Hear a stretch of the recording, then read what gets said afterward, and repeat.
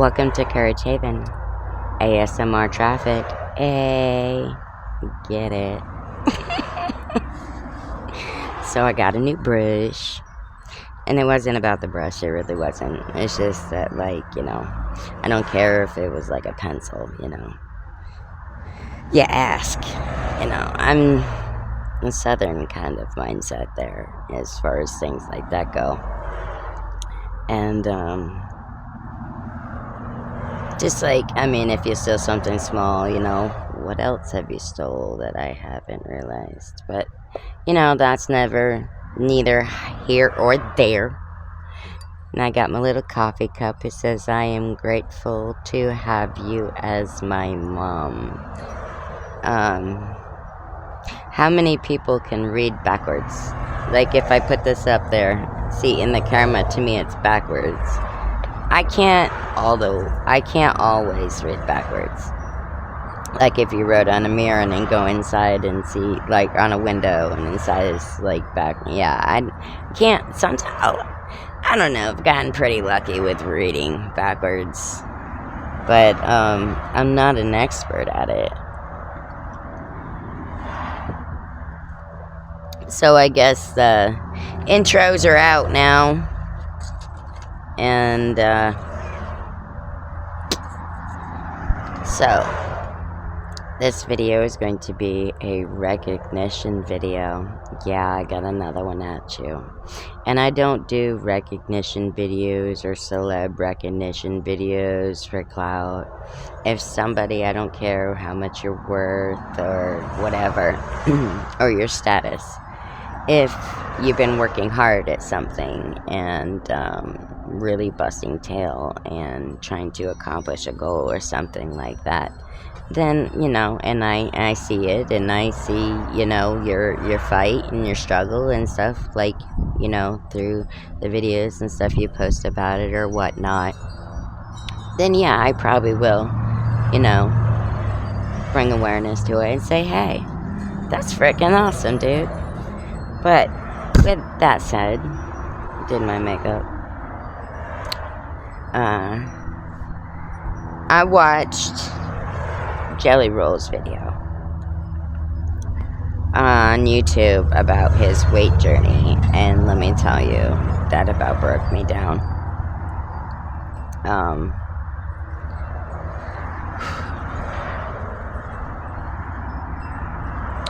Where I'm not in a place to be face to face, I'm just comfortable with videos, as in, sometimes I may talk a lot of shit about, like, meeting people, but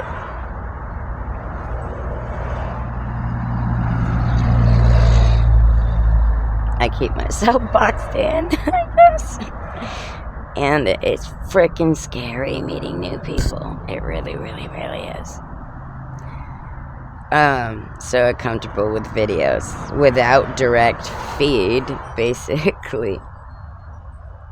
But it takes a lot to do what he did, and the realization was good. I wish him the best of luck through his journey and hope he conquers his goals. Good luck and stick with it. It will be worth it in the end. And tell Jess I said, hey, bitch, hey. Yes, I love Jessie Murphy. I think that's her name. Yeah, that song they made together. I like the wild ones or the bad ones.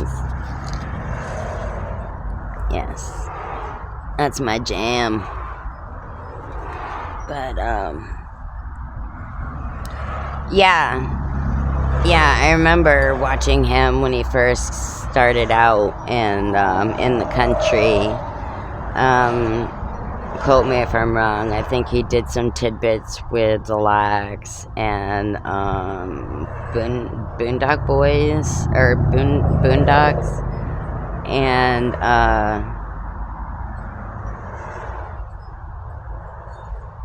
there was a couple other, but I can't remember. I think he did some stuff with the Appalachian Trail people, that group where the dudes play, the brothers play the guitars. This Appalachian dude, he's come a long, long way.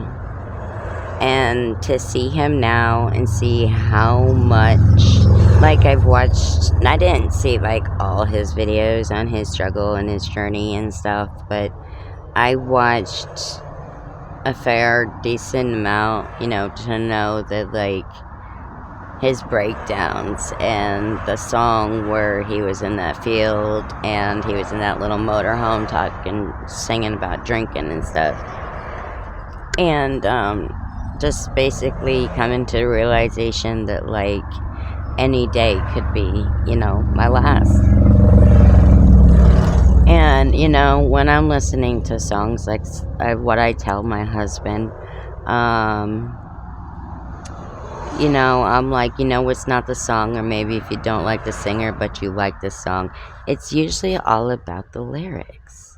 You know, listen to what they're talking about and what they're discussing, and you just might learn to like the artist who sings the song.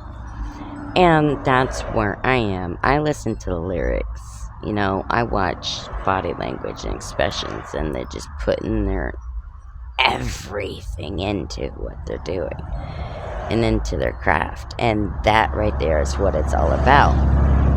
The energy that you're putting into something, just the I got this in the bag kind of mentality, and you have to have that mindset, especially in the industry, because I've been watching a lot of stuff on that, and the industry is pretty cutthroat. They're pretty, you know, Benjamin.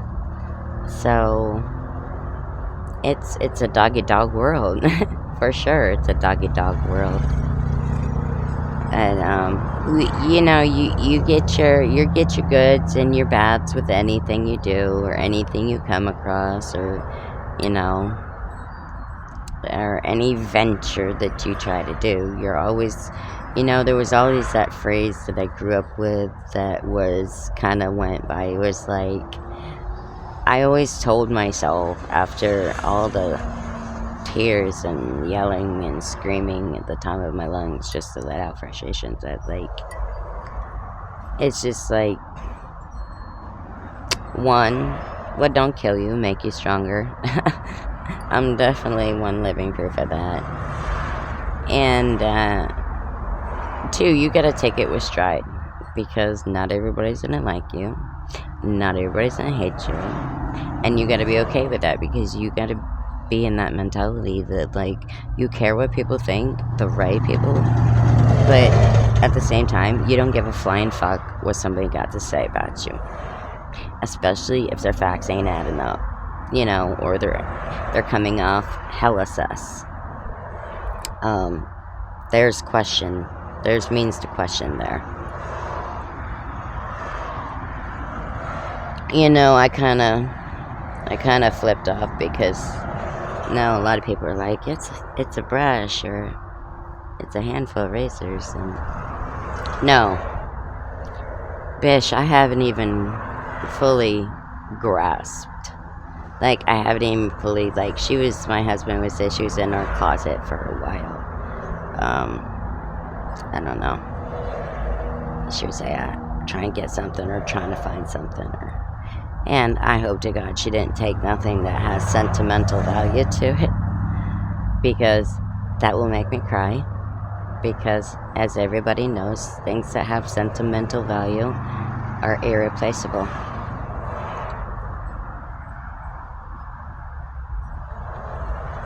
And you can't get them back. Kind of like my wallet was when my youngest daughter wanted to throw it in high school trash can. Now I have to get a social worker, a caseworker, to get my birth certificate, because I was adopted, and they're both. And I don't know when they got married, you know, and, like, why, what, you know, like, I don't know the date they got married, you know. Or, you know, it's little stuff like that. So I can't go through vital statistics, because I don't have certain details. And apparently, her kids don't have a lot of certain details either. So it's kind of like you're stuck in a rock in a hard place. You know, my ID, my license, everything was in that wallet. And I guess, like she was staying with us one week, and I guess she thought I had money in it.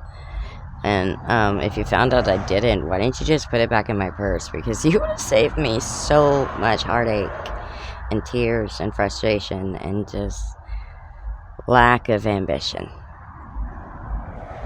Because I only got to get it renewed, but it's been gone and not valid for 10 plus years. And I was a safe driver. I never had no wrecks or nothing.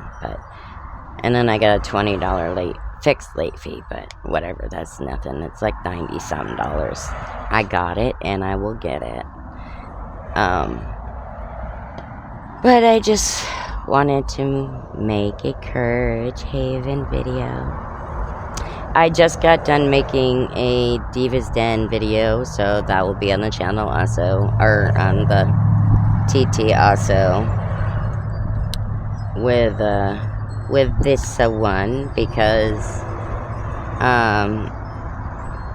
any content that I put out for my people,